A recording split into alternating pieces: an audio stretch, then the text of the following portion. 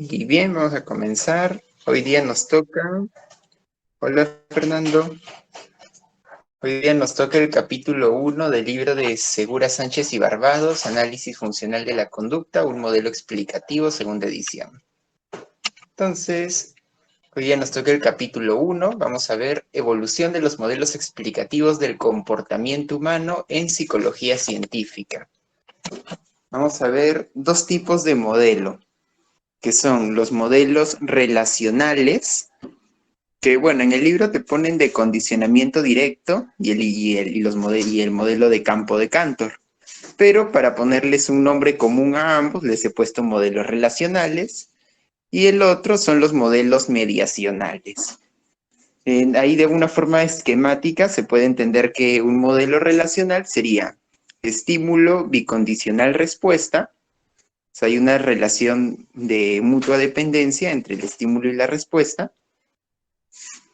mientras que los modelos mediacionales serían más bien estímulo, organismo, respuesta. O sea, que es una perspectiva más unidireccional y hay como que variables intervinientes. Que ahí vamos a ver qué es eso de variable interviniente.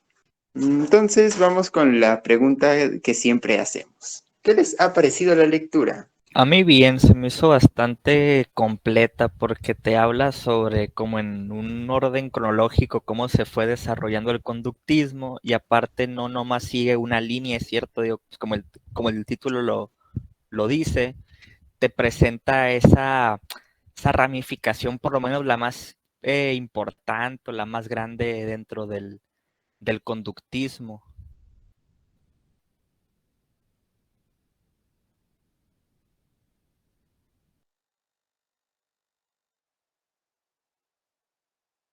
A ver, Patricia también nos escribe en los comentarios. Dice, la lectura me pareció apasionante, más por el tema del conductismo le dio Cádiz científico a la psicología y que desde siempre lucharon en ellos contra el mentalismo, aspectos dualistas y contra creencias de la gente. Me pareció hermoso, fue rompiendo poco a poco con sus limitaciones contrincantes o los que lo criticaban, como con la fisiología y luego con el ambiente, es bárbaro. Amo eso. Ah, qué bueno. Hay muchísimas cosas interesantes en el comentario de Patricia. Igual a mí también la lectura me Bueno. pareció bastante enriquecedora, ¿no? Y más por la gran cantidad de citas que tenía, pues, ¿no?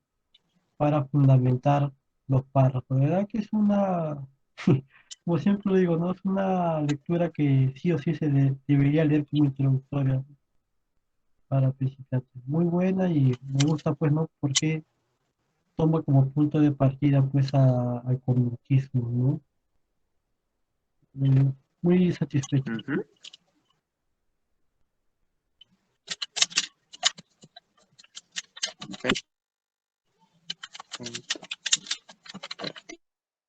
Dice, explica súper bien la evolución del conductismo y sus limitaciones iniciales. Muestra cómo muchas críticas a los conductismos son hacia temas superados u hombres de paja.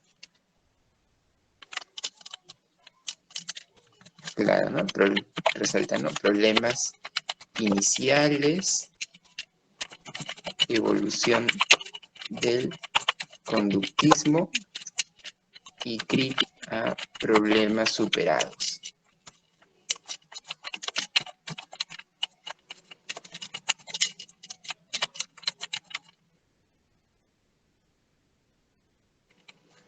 Ujú.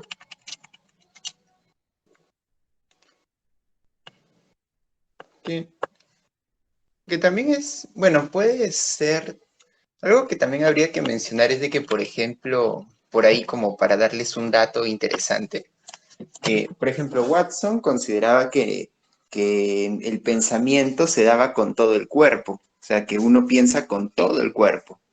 Sin embargo, en algunos, él consideraba que la principal participación del cuerpo se daba por parte de la laringe. Y esto muchos lo interpretaron como que para Watson el pensamiento es un habla subvocal. Entonces empezaron a hacerle críticas a Watson diciendo, que para él el pensamiento es habla subvocal, es habla subvocal, habla subvocal. Pero, pero después Watson como que aclara que bueno, que esto es una cuestión de repente de que no expresé bien lo que quise decir, sino que es un fenómeno más complejo. Entonces, entonces ahí se puede ver, ¿no? Cómo hacían críticas a algo que en un primer momento se dijo por expresarse mal, pero que después Pero las críticas siguieron, digamos, contra esa, o sea, contra ese primer planteamiento más o menos, o sea, más o menos formulado, más o menos esbozado de forma superficial.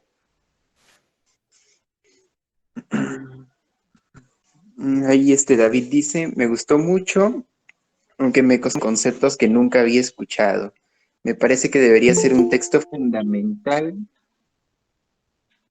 que debería leer todo estudiante de la carrera, pues desmitifica con rapidez muchos mitos sobre el conductismo. De hecho, pueden encender su micro si desean, y Hola, pueden hablar. Y sí, bueno, también pueden escribir, ¿no? O sea, tienen ambas opciones. Escriben en el chat o encienden su micro y hablan. buenas noches, Jair. ¿Se me escucha? Sí. Sí. Hola. Perfecto, gracias. Bueno, un punto que quisiera agregar resaltante, por ejemplo, es sobre conductistas nuevos que aparecieron en esta lectura. Por ejemplo, nunca había leído, por ejemplo, sobre puntos de vista sobre Maurer o sobre Kampfer, que para mí fueron realmente extraordinarios, que ya presentaron un gran avance, por ejemplo, obviamente valorando también el aspecto como hablamos de los mediacionales, obviamente, la valoración un poco más del organismo, obviamente, como presenta Kampfer, pero como repito, son modelos, por ejemplo, que habiendo yo leído en cierta medida, por ejemplo, un poco sobre conductismo ya previamente, sobre autores, son nuevos para mí todavía y es muy enriquecedor saber que existen mucho más y hay desde tiempos pasados teorías muy completas que deberíamos valorarlos y amplificar más su lectura. Uh-huh. Claro. Hay una variedad de perspectivas. Entonces sí hay como que una necesidad de conocerlas. Y... Bueno, a ver, dice Jaime, los paradigmas no interconductuales veían con un solo ojo en una habitación medio oscura. Bueno, puede ser.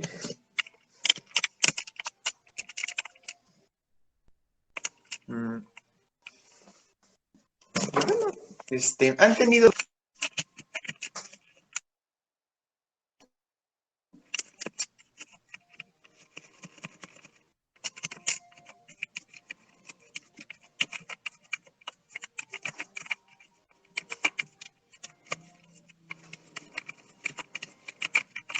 A ver. Bueno, aquí mejor voy a copiar lo que dijo Jaime. A ver, Judas dice, Kampfer y sus muchachos hicieron avances en una propuesta de entrevista ad hoc a lo propuesto con una psicología científica. Seguramente. No recuerdo. Sí, era para comentárselo a Bill, no sé si lo ha visto, pero está muy completo, es una propuesta pues digo, hace como ese entrelazo entre la psicología clínica del modelo médico con la psicología científica y tanto comentario que se hizo en el capítulo que en el conductismo, pues que no hay una conducta normal o anormal, sino pues una que es regular en el grupo normativo y las que no.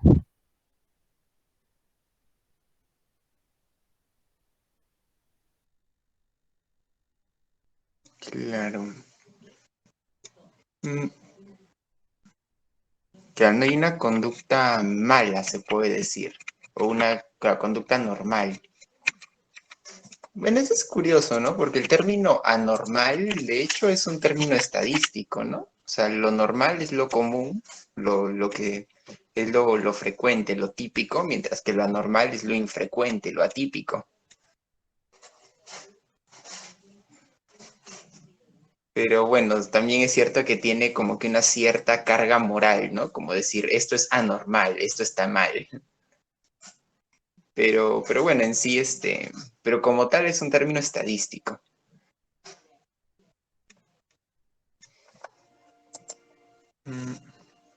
Y bueno, creo que ya podemos comenzar entonces. Aquí nos presentan que hay 3 tipos de modelos.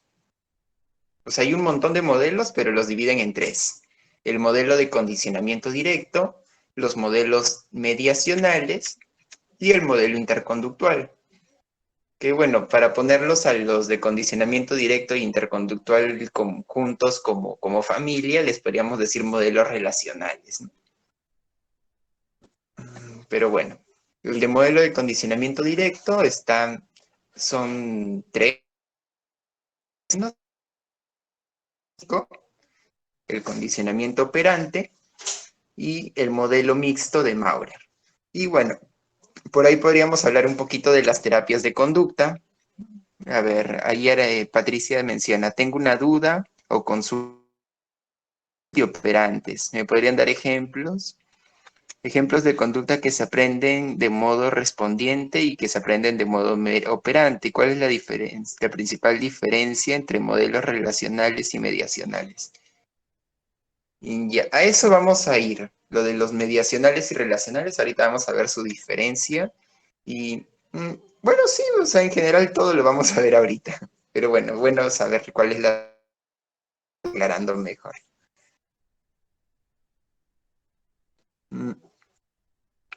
A ver, vamos a empezar por el modelo del condicionamiento clásico. Ahí yo podría agregar, digamos, de que Watson, si bien su teoría no se basa en un modelo clásico, pues lo toma muy en consideración.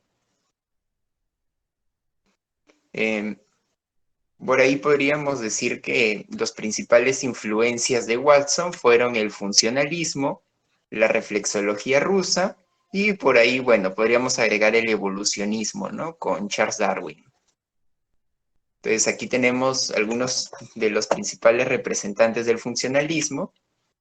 De estos, creo que John Dewey y James Angell fueron profesores de Watson en la universidad. James no estoy...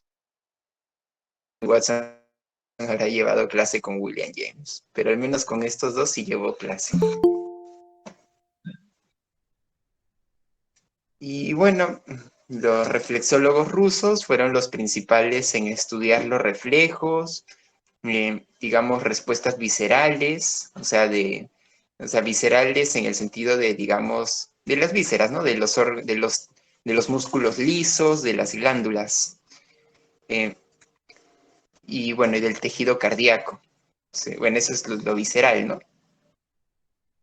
Ahí tenemos a Iván Petrovich Pavlov, a Sechenov y a Bechterev. Que bueno, no me acuerdo el nombre completo de los otros. Ahí está su abreviatura. Digamos que fueron sus principales influencias junto con el evolucionismo. Y bueno, aquí se resalta más el modelo del condicionamiento clásico, que seguro muchos ya lo conocen, ¿no? ¿De qué trata? Entonces, bueno, aquí hay un esquema, ¿no? Que sería la comida, más el estímulo neutro, que podría ser la campana, va a instigar salivación, que sería la respuesta incondicional. Luego, el estímulo neutro, que no instigaba ninguna respuesta, o ninguna respuesta visible, ¿no? Simplemente, de repente, una respuesta sensorial nada más. Entonces, este estímulo neutro como que ya empezaba a instigar la respuesta condicional, que sería la salivación. Entonces, básicamente este sería el modelo del condicionamiento clásico. Es un modelo asociativo donde un estímulo se aparea con otro estímulo y eso hace que, digamos, que el estímulo, que uno de los dos, que un estímulo pueda desarrollar ciertas cualidades orientativas que estaban presentes en el otro estímulo. En ese sentido es como que si este estímulo de la comida, ahora este estímulo neutro va a producir salivación. Entonces, por eso se convierte en estímulo condicional. Se podría decir, lo que hace es señalar o anticipar la condicional. O sea, es como que suena la campana y eso quiere decir de que me van a dar comida. Entonces, la salivar es como una respuesta de preparación a la comida. Que de hecho esa sería la respuesta incondicional completa, ¿no? Comer, salivar y comer. Y la incondicional y la condicional sería salivar como forma de prepararse para comer. Y se puede a partir de esto explicar un montón de cosas, no solamente respuesta refleja, o sea, no solamente para respuestas reflejas, sino también para respuestas viscerales de diferentes tipos, también para respuestas, bueno, también para para poder localizar objetos, o para anticipar el momento en que va a suceder algo, cosas así. O incluso por ahí hablaban de aprendizaje de signos o de señales, digamos. Y bueno, así en general, ¿no? O sea, como que más, la principal diferencia va el condicionamiento clásico. Bueno, seguro que esto ya lo saben la mayoría.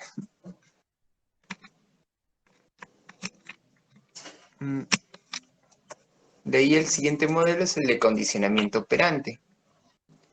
Que aquí esto es algo interesante, porque aquí nos plantea como que 3 modelos de condicionamiento operante.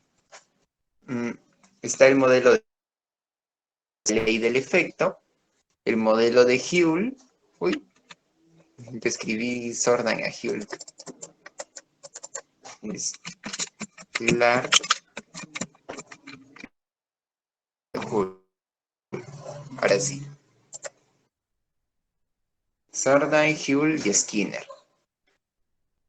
Entonces son 3 perspectivas distintas del condicionamiento operante que se suele analizar bajo el modelo de triple relación de contingencia, que es lo que plantea aquí Skinner. El modelo de condicionamiento entre una operante y una respondiente. Es sencillo. En el modelo operante hay una dependencia entre el estímulo consecuente y la respuesta operante. O sea, la respuesta operante es una condición necesaria para que se presente el estímulo consecuente. Y de hecho, la respuesta operante, como el nombre indica, es una respuesta que opera, es una respuesta instrumental, es una respuesta que hace algo para poder acceder a este estímulo consecuente, a este estímulo que depende de la respuesta operante. En cambio, en el condicionamiento clásico no hay esta dependencia. O sea, por ejemplo, si se asocia campana con comida, es como que, digamos, se puede observar que cada vez que suena la campana, se va a presentar la comida. Esto es independiente de lo que, en el ejemplo del perrito, es independiente de lo que el perrito haga. O sea, el perrito puede salivar, puede pararse en 2 patas, puede bailar, ¿no? Bueno, no sé, puede echarse en el piso panza arriba, puede mover la cola, puede perseguir su cola, pero de eso no depende el que se le presente la comida y que suene la campana. O sea, estos estímulos se presentan de forma conjunta independientemente de lo que el perrito haga, o bueno, de cualquier organismo. Simplemente digamos, como a estos estímulos. En cambio acá ya hay ya es como que más operatorio. O sea, es como que el perrito, bueno, no necesariamente un perrito, ¿no? Cualquier organismo opera, mueve algo, hace algo, y como consecuencia de esa acción es que se le... A ver, un ejemplo, Patricia, de Rives, el respondiente es el clásico, donde uno solo generaliza estímulos para provocar una respuesta similar con varios estímulos asociados. El condicionamiento operante tiene la diferencia de modificar el ambiente de las interacciones entre organismo y ambiente, algo así como los pasos para poder hacer una sola cosa. Claro, o sea, el condicionamiento operante modifica el ambiente, ¿no? Por eso es operante, porque opera. En cambio, el condicionamiento clásico, bueno, aunque pueden haber casos, ¿no? En los que sí haya como que cierta operación. O sea, hay como que casos un poquito confusos que dan la impresión que son operantes, pero lentes. Pero para recordar la diferencia fundamental es la dependencia. O sea, el estímulo consecuente tiene que depender de la respuesta operante. A ver, ahí dice la unidad de análisis operante. ¿Sabes por qué es? Porque yo he visto que algunos, digamos, se plantean, ¿no? Como que los conductistas radicales, ¿no? Que hablan de que los estímulos son como que las variables independientes operante o la respondiente, ¿no? Entonces, si esas son las variables dependientes, entonces sí se vendría a ser su unidad de análisis. Diría que sí.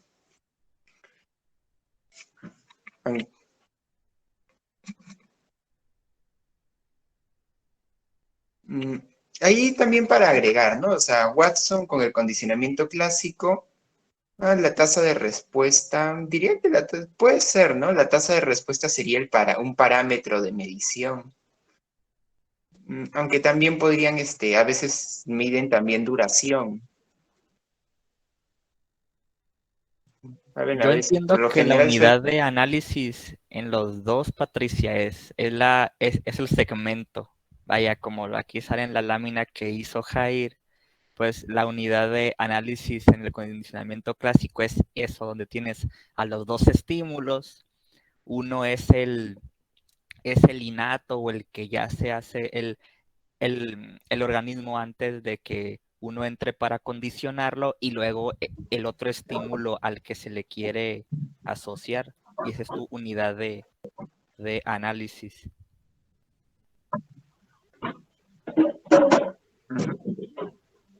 bueno. Sí, podríamos considerarlo, claro, como todos estos elementos. La relación entre todos estos elementos podría también entender. Bueno, ahí lo que mencionaba la lectura es que Watson a partir de esto explicó principalmente lo que es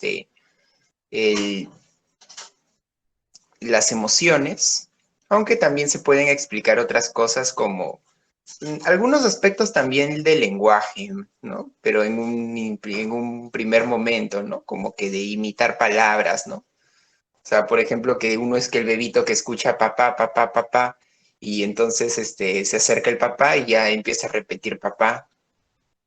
Y es como que, o sea, como que asoció la palabra papá con la persona papá, ¿no? Como una asociación objeto para hacer también condicionamiento clásico, no necesariamente emociones.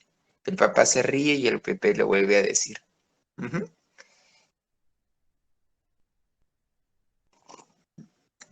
Claro, aunque en ocasiones también podría ser operante, ¿no? Por ejemplo, digamos que diga leche y le dan leche, ¿no? Que ahí ya a veces se puede confundir un poquito las operantes con las respondientes. También, por lo general, las respondientes suelen ser y las operantes conductas voluntarias. No por lo general es así. O sea, voluntario en el sentido de que tú puedes evitar hacerlo. O sea, tú puedes actuar de esta forma o de otra. En cambio, involuntario en el sentido de que no puedes actuar de una manera distinta. Por ejemplo, en el caso de la respuesta reflejaria. O sea, no puedes evitarlo.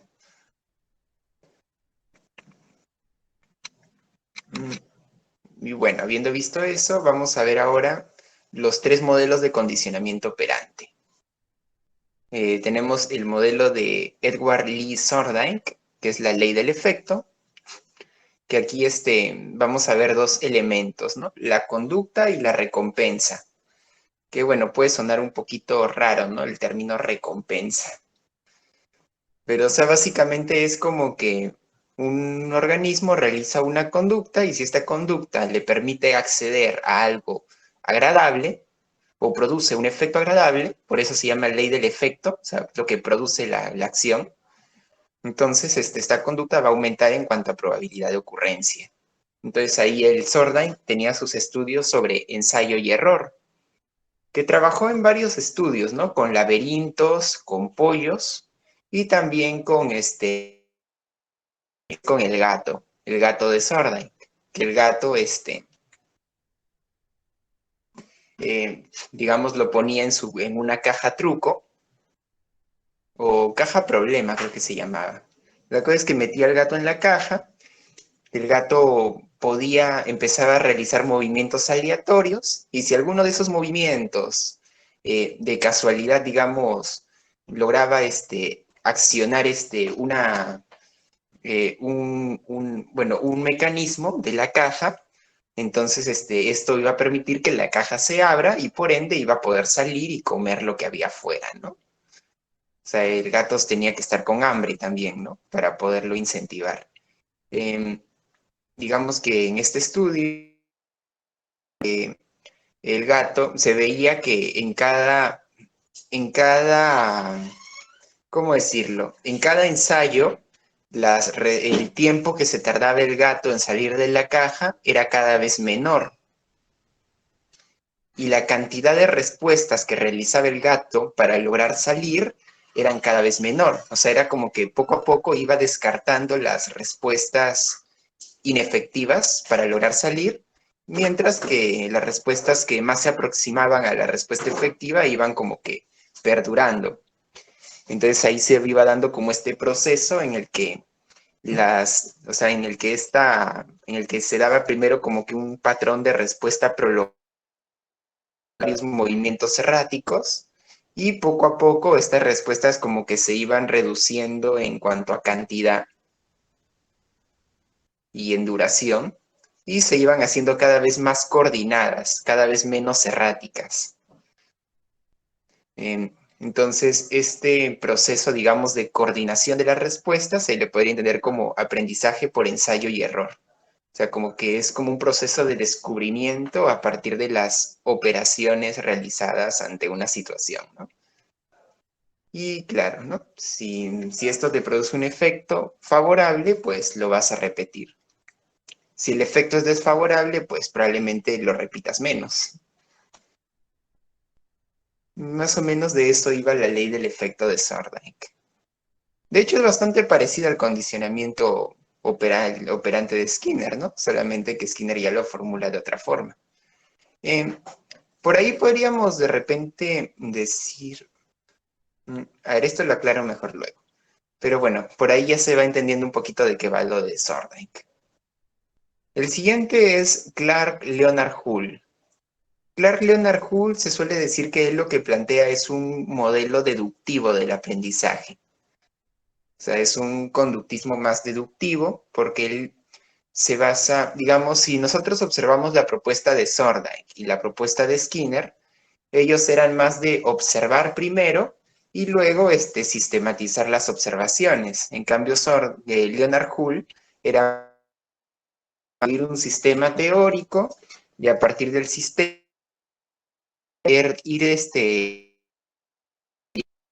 luego ir probando las hipótesis que...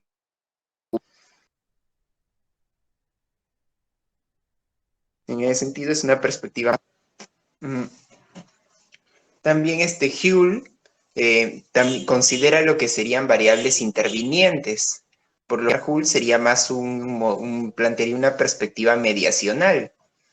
Sin embargo, las variables intervinientes son más como que factores fisiológicos y en parte, y bueno, en realidad refieren también a la misma historia de reforzamiento, ¿no? Entonces no es algo distinto. O sea, por lo que, o sea, no estaría planteando algo así como un mentalismo, ¿no? Por lo que se podría seguir considerando acá. Aunque aunque algunos sí lo considerarían más como un modelo mediacional. Él plantea esta fórmula matemática, que es potencial de conducta. De hecho, no estoy muy seguro cuál es el parámetro exacto que haría referencia al potencial de conducta. No sé si de repente lo toma como que un parámetro medible a presente o sea, como un número que él va a tomar y va, digamos, a comparar diferentes mediciones. Eso sí no lo tengo claro. Lo que sí tengo más claro son los otros elementos, ¿no? Que son fuerza del hábito, que es como el número de ensayos reforzados, impulso, que en este caso vendría a ser el tiempo que estuvo privado de alimento el animal o privado del estímulo reforzante, y el valor del incentivo, que sería la cantidad de reforzador. Entonces, al multiplicar estos tres elementos, se dice lo que sería el potencial de conducta. Entonces, podemos ver de que aquí Leonard Hull lo que plantea es un modelo bastante matemático. Y bien interesante, ¿no? De hecho, Leonard Hull tuvo varios estudiantes, ¿no? Ahora vamos a ver que, por ejemplo, Maurer trabajó con Leonard Hull. Se podría decir que fue como que su alumno. Entonces, fue un psicólogo bastante importante, ¿no? O sea, todos los alumnos de Leonard Hull fueron psicólogos muy reconocidos. También plantea la ley del refuerzo, que es como que, él plantea que el condicionamiento clásico es como que una variante de la ley del efecto. Entonces lo denomina ley del refuerzo. Que de hecho tiene sentido también, ¿no? Porque si vemos que la diferencia fundamental del condicionamiento clásico y el operante es la dependencia entre el estímulo reforzador y la respuesta, pues yo diría que sí tiene sentido, ¿no? Verlo como una forma de...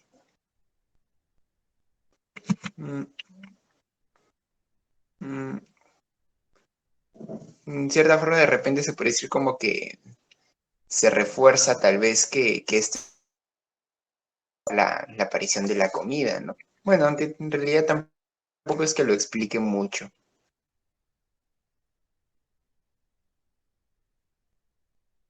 En el modelo de Skinner, que sería el de la triple relación de contingencia. Y ahí es donde ya se plantea esta consecuencia. Y bueno, Skinner ya presenta un rechazo intervinientes, aunque yo también resalté esto de acá, ¿no? Que él rechaza el término agradable, por considerarlo muy subjetivo. Esto es importante, ¿no? Porque de hecho en análisis conductual no se dice, o sea, algunos dicen le da un estímulo agradable, le da un estímulo agradable, le quita un estímulo desagradable. Pero en realidad no es que sea agradable o desagradable. El término sería más bien apetitivo o reforzante. O sea, en el sentido de que, o sea, no se define en términos de un estado subjetivo que se produce en la persona o en el organismo a partir del estímulo, sino que se define como el efecto conductual. Si el estímulo, digamos, instiga una respuesta de aproximación, de exploración, de acercamiento, sería un estímulo apetitivo. Si el estímulo instiga más bien una respuesta de rechazo, de evitación, de alejamiento, sería un estímulo aversivo. O sea, no se define se define por el efecto subjetivo. Entonces, esto también, por eso quise resaltar esa mención, ¿no? El rechazo del término agradable.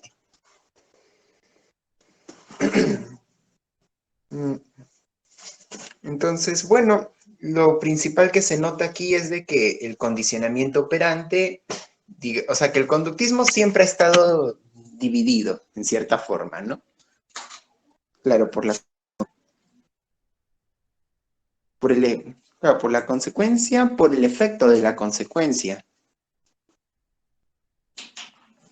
Que hay consecuencias con un efecto reforzante, consecuencias con un efecto de castigo, consecuencias consecuencias que no tendrían tal vez un efecto.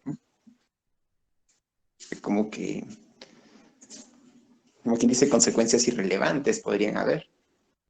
Pero bueno, el asunto aquí es de que nosotros actualmente podemos ver de que hace tiempo que habían un montón de conductismos. Actualmente, un montón de propuestas para hacer análisis conductual. Pero vemos de que esa variedad de propuestas no es algo nuevo, es algo que ya, o sea, desde esta época ya podíamos observar que había una gran variedad de propuestas.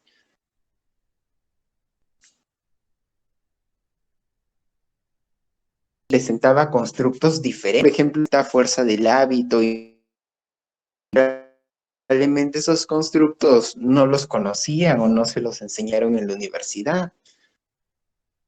Entonces vemos de que, o sea, siempre ha habido una gran diversidad de entender el condicionamiento. O sea, esto no es algo nuevo. Digamos, incluso en modelos, actualmente el condicionamiento clásico también tiene que entenderlo. Entonces sí, ¿no? O sea, es complejo, no es una cosa así tan sencillita.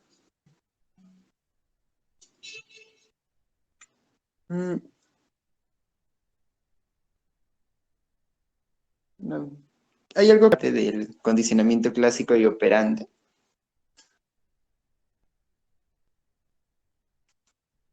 Bueno, Vamos bien.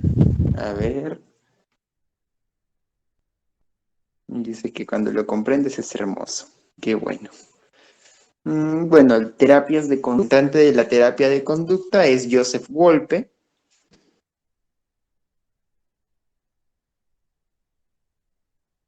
Pero la mayoría son estadounidenses, la mayoría de psicólogos que están muy... Creo que es africano Wolpe. No sé, no me acuerdo bien. Si alguien lo googlea, estaría bien. Pero bueno, básicamente Wolpe lo que plantea es derivadas de los principios del condicionamiento clásico y operante, ¿no? Sudafricano. Ay, gracias, Mario. O sea, es como que del condicionamiento clásico y operante, que ya hemos hablado sus principios, es como que prácticamente, si estos principios, la aplicación de estas formas de analizar la conducta se aplican de esta forma en el laboratorio y se producen estos efectos, pues vamos a ver cómo podemos aplicar estos mismos principios en el modelo, en el ámbito aplicado, ¿no? Más en el ámbito de la clínica o de la terapia. Y bueno, eso es lo que hizo Wolpe. Algunos podrían decir de que es como lo que se entendería como primera generación de terapia de conducta. Hull llama impulso, sería motivador. Que sí, pero me parece que creo que el término motivadoras es más amplio. En cambio, por lo que habla de impulso, se refiere más específicamente a la privación de la respuesta. O sea, a la privación del reforzador y, bueno, y de la respuesta consumatoria del reforzador, ¿no? Pero no es privación. O sea, se refiere más a la privación. Que sí, ¿no? O sea, que considera una operación motivacional o motivadora. pero no sería la única.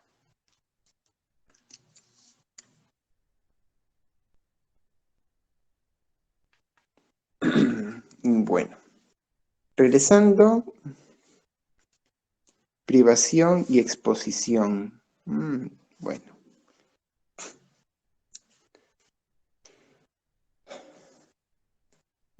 Terapias de conducta, ya lo vimos esto. Ahora, el principal modelo mixto que nos... Pero también, bueno, por ahí nos menciona a Miller como un autor que influenció en Maurer. Por ahí les iba a mencionar un dato curioso, y es que si ustedes buscan en Google teoría psicoanalítica del aprendizaje, algunos los ponen a estos autores, a Dollard, a Miller y a Maurer. Entiendo también de que es porque ellos consideraron algunos aspectos fisiológicos en el aprendizaje que se podrían un poquito vincular con lo que Freud llamaba de esto de los impulsos. Y bueno, algunos conceptos también que usa Freud de tipo trastornos.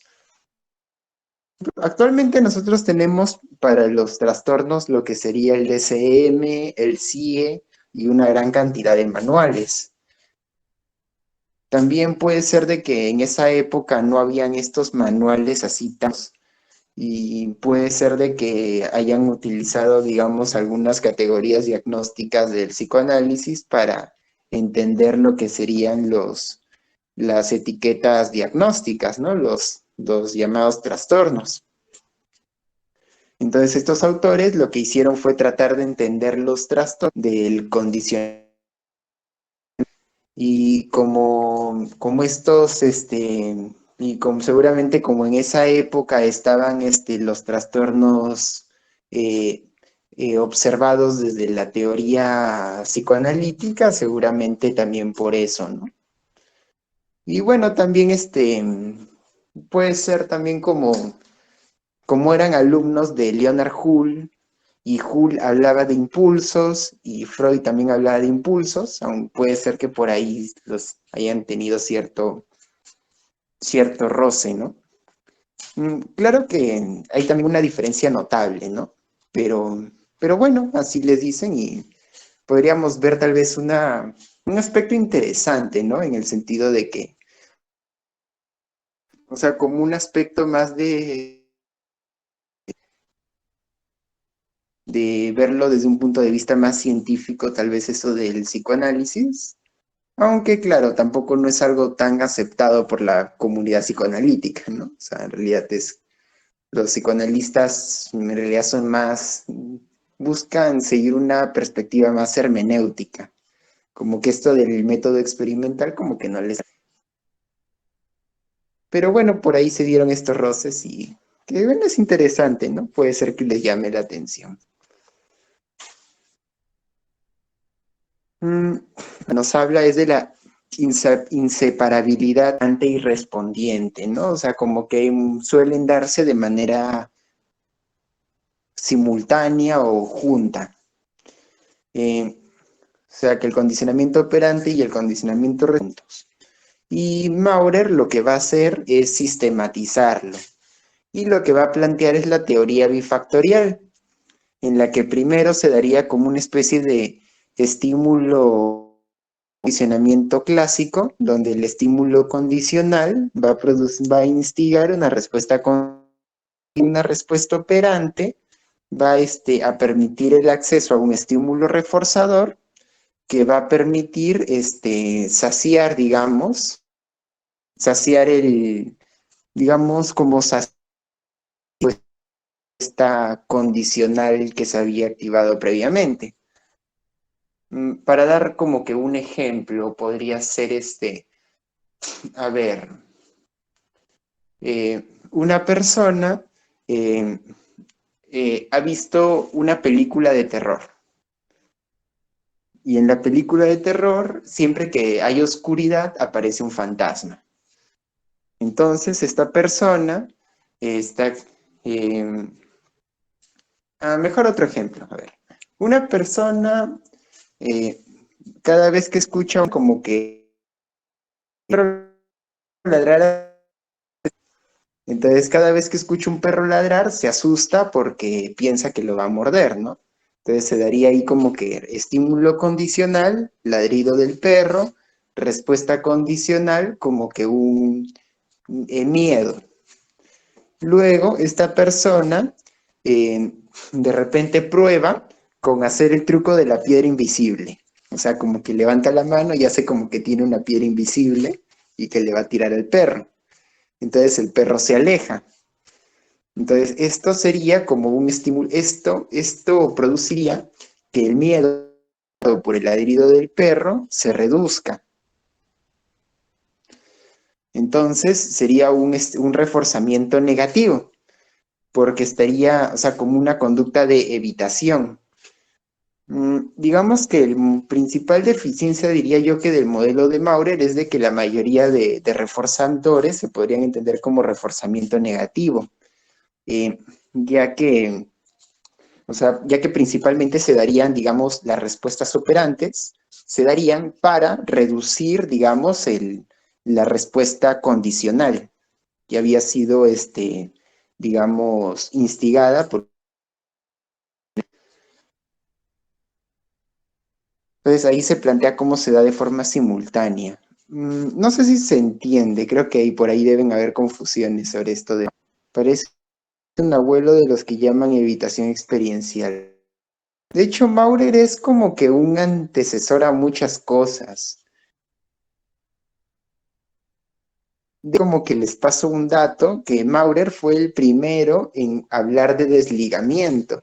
De que Rives actualmente cuando habla de desligamiento funcional es porque lo había primero leído en la obra de Maurer. Entonces, por ahí se ve, ¿no? Que, o sea, que es alguien muy importante para entender muchas cosas actuales. No, pero hay un artículo de Rives donde sí habla de los, ¿no? De los autores que hablaron como que algo del desligamiento, algo cercano, ¿no? Por ahí lo menciona Aristóteles, lo menciona Maurer y a otros autores más. Pero bueno, algunos cercano al desligamiento, pero no usan el término desligamiento, ¿no? En cambio, Maurer ya lo usó el término.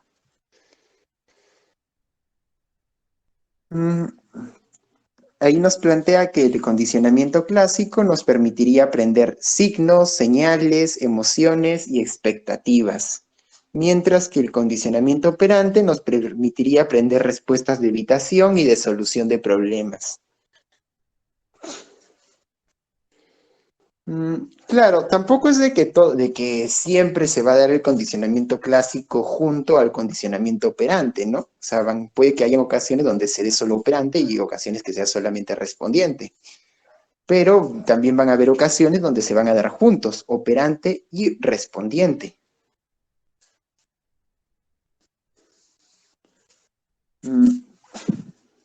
Por decirlo...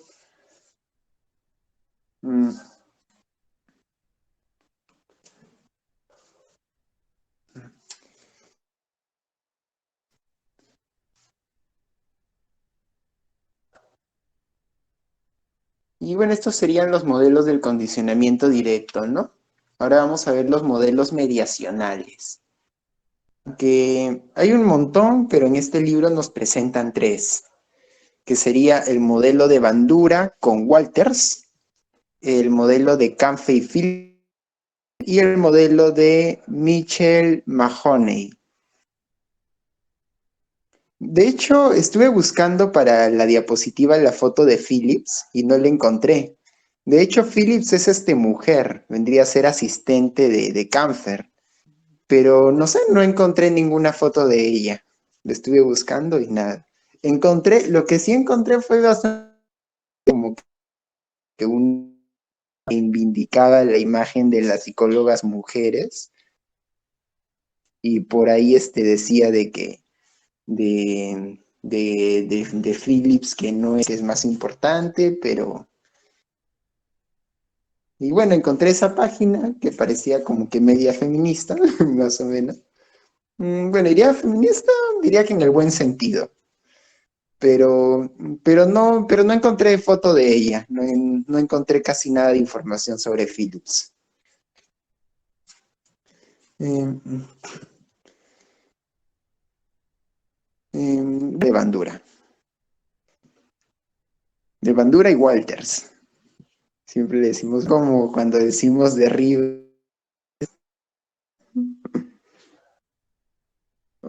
Bueno, entonces Bandura nos plantea esta secuencia, ¿no? Estímulo reforzador anticipado, una conducta atencional, o bueno, ¿no? Simplemente habla de atención como proceso cognitivo. Un estímulo, el estímulo modelo, o sea, como el modelo, y luego se daría un proceso de codificación, organización, repetición, respuesta. Aquí estaría, digamos, lo principal de Bandura, que, bueno, una de las cosas principales por las cuales yo diría que Bandura sí se aleja bastante de los modelos de conductuales, más de condicionamiento, es que él diferencia entre ejecución y aprendizaje. O sea, como que una cosa es la conducta y otra cosa es, como que una cosa es realizar la conducta y otra cosa es aprender a hacer algo. O sea, como porque él lo que plantea es de que tú por observación de modelos puedes aprender a hacer algo, pero no necesariamente hacerlo. Que bueno, esto tiene sentido, creo, si es que tú entiendes, digamos, como que la conducta es solamente la respuesta. Pero si entendemos que la conducta es todo, es tanto los estímulos como la respuesta, pues ya como que hacer esta distinción como que ya no tiene mucho sentido. Pero bueno, eso es lo que plantea Bandura. Ah, mira, aquí estoy hablando ya de Bandura y me olvidé de explicar qué era lo mediacional. Aquí arribita dice, ¿no? Que son factores inferidos no observados que relacionan estímulos con respuestas. O sea, hasta ahí vemos, ¿no? Son factores inferidos que no han sido observados y que relacionan el estímulo con la respuesta. Esa parte de que relacionan es también interesante, ¿no? Porque, o sea, en el condicionamiento podemos decir de que se establecen relaciones de dependencia, ¿no? O de asociación. O sea, como que estamos estudiando relaciones en el modelo de condicionamiento, pero en cambio aquí es como que hay un proceso que relaciona. O sea, como que hay un fenómeno que no es el mismo estímulo, no es la misma respuesta, sino que hay un fenómeno que relaciona el estímulo con la respuesta. Y este fenómeno no se puede observar, sino que es un fenómeno que se infiere. O sea, algo así como quien dice, esto, a mí no me agrada mucho esto de los modelos mediacionales, aquí voy a ser un poco sincero, porque restringe algunas cosas, ¿no? O sea, es como que en vez de analizar cuál es el modelo relacional que permitiría predecir el comportamiento, nos plantearía como que habrían variables que no o sea, como que habrían variables indeterminadas que determinan algo, ¿no? Entonces, creo que ahí como que habría algo que no me parece tan bueno, ¿no? O sea, como que ya habría como que o sea, como meter algo que no se explica, pero algo que explica, pero que no se explica. Digamos, ¿no? O sea, porque una cosa es, por ejemplo, decir, cómo decir, ¿no? El proceso, o sea, la codificación, la organización y la repetición explican las relaciones entre estímulos y respuestas. Pero de repente un conductista podría decir cómo es que el condicionamiento explica la atención, ¿no? Como cuando hablábamos de sistema reactivo atencional con Cantor, ¿no? O perceptual, como conducta atencional, conducta perceptual, nos podríamos preguntar cómo es que la historia interconductual, cómo es que a partir de la historia interconductual se forman estas conductas. podríamos preguntarnos. Pero aquí ya nos pasamos un poquito de largo eso y nos plantearíamos cómo es que explican la conducta. Entonces ahí ya como que se va por otro. No. Le asignan un peso causal a los factores mediacionales. Ajá, claro. O sea, es como que hay un punto indeterminado. Hay un punto indeterminado que explica algo, pero que no se puede explicar a partir de las mismas relaciones de aprendizaje. Entonces, bueno, el modelo de Bandura se basa en aprendizaje por imitación de modelos, ¿no? Dejan de lado el elemento del ambiente que también son importantes. Ajá, o sea, es como que claro, porque, o sea, es como que hay una parte, o sea, hay una parte que es ambiental, pero que sus relaciones se explican a partir del proceso mediacional. No se explica por este factor ambiental. Entonces ahí como que ya ese aspecto ya como que lo deja de lado.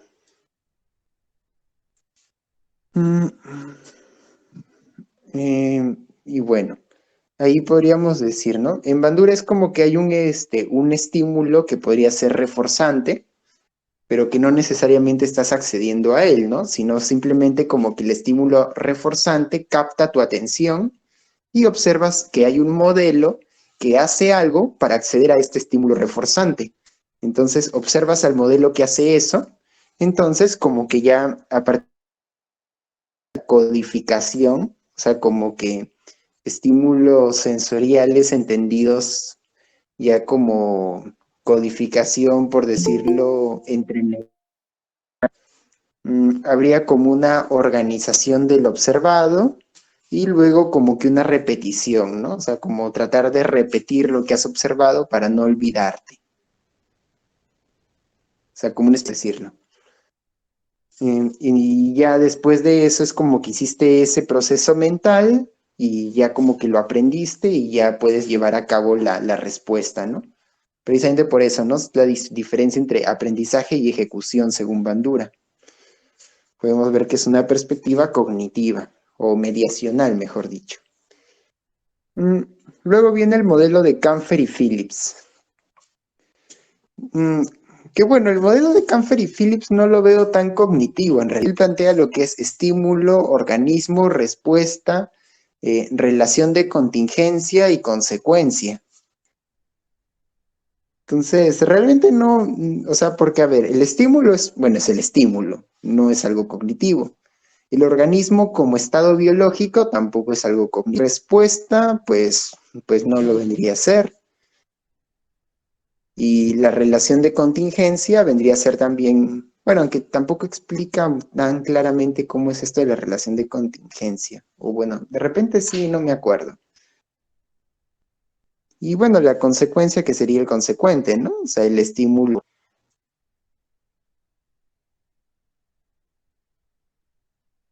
Pero, o sea, tampoco es, o sea, no está tan claro el por qué se podría decir que el modelo de Canfer y Phillips es más, como que se aleja, ¿no? O sea, lo veo también bastante cercano. O sea, como el modelo de Huel.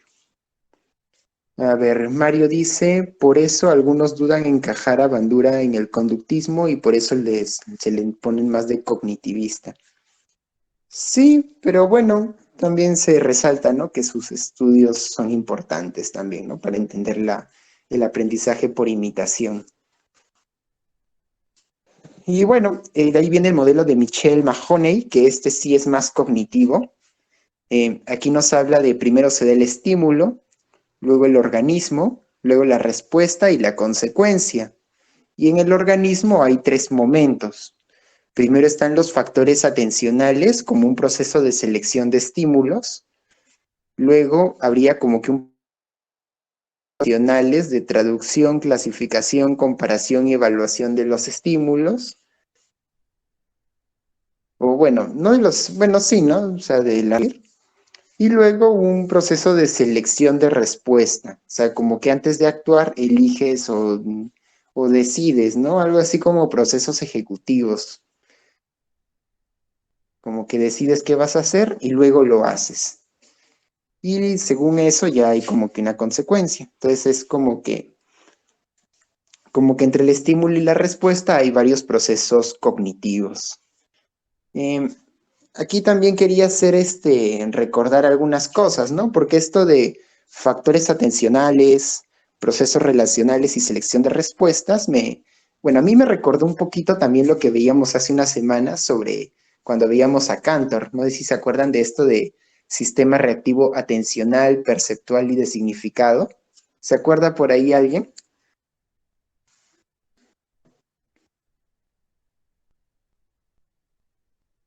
Mm, mm, mm, Pues como comentario, Jair, yo sí, a medida que leía este capítulo y que estaba por estos, como, pues, como modelos, sí veía eso de que, cara, esta definición que da se parece un poquito a lo de historia interconductual, por ejemplo, o así o veo que se acercan más a lo que Cantor explicó en su libro. Claro, se acercan en algunos puntos, pero también, bueno, en este modelo de Mahoney se diferencian por algunas cosas, ¿no? Uno, que por ejemplo que esto de factores atencionales, relacionales y selección de respuesta, no lo considera como respuestas, sino como algo distinto de la respuesta. Y también no parece que lo explique como que como algo aprendido tampoco, ¿no? Sino más bien como algo de lo que depende el aprendizaje. En cambio, en Cantor es al revés. Los sistemas reactivos se aprenden y, y se aprenden y en realidad de patrones de conducta. O sea, no son, por ahí algunos al describirlos se habrán dado cuenta, ¿no? Que es como que el organismo está haciendo algo, deja de entrar de relación con esto otro, entonces como que lo reconoce, se va acercando. O sea, como que es, o sea, el sistema reactivo atencional, o sea, es como que para Cantor percibir son como que una serie de acciones que realiza el organismo completo ante el estímulo. O sea, no es que percibir sea un proceso mediacional. Acciones, una parte sensorial, o sea, son acciones sensoriales, motrices, incluso en parte hasta viscerales y lingüísticas, ¿no? O sea, es algo que se realiza con todo el organismo. O sea, no son procesos mediacionales en ese sentido. Y también se aprende de la fisiología que se desarrollan también a partir de la historia interconductual para Cantor. Entonces ahí podemos ver que no es exactamente lo mismo, ¿no? O sea, es como que hay cierto parecido, pero no es exactamente igual. Y bueno, y ahí habiendo introducido un poquito de Cantor, pues vamos a pasar a Cantor, pero primero quiero ver sus opiniones sobre esto de los modelos mediacionales, o también sobre el condicionamiento, o lo que les haya llamado la atención o lo que les genere dudas.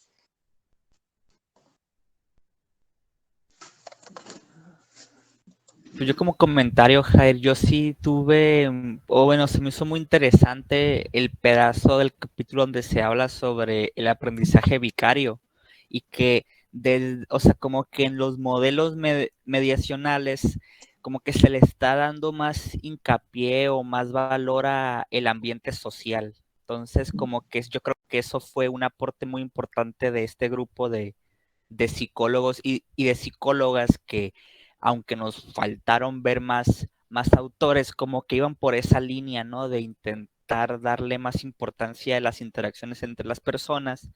Y yo creo que ahí ya Cantor tuvo como que más experimentos de dónde agarrar para ejemplificar lo que él decía, por ejemplo, pues con el del payaso y con Bandura. Claro. Yo aquí ahorita veo que el modelo de Bandura es de 1984. O sea que, digamos, diría que Cantor creo que no tuvo casi, no sabría decir si es que llegó a leer a Bandura Cantor. No De sé, pero repente, sí sé que o sea, sí sé que antes de hacer su instituto, sí hizo más conductismo que cognitivismo conductual. Pero sí sé que, o bueno, chance es por eso que entra más en el conductismo, porque pues él hizo mucho desarrollo de las técnicas en el uso de personas, pues. vamos a pasar ahora sí con Cantor. Turururú, modelo interconductual. Ahora sí llegamos al momento que todos estábamos esperando.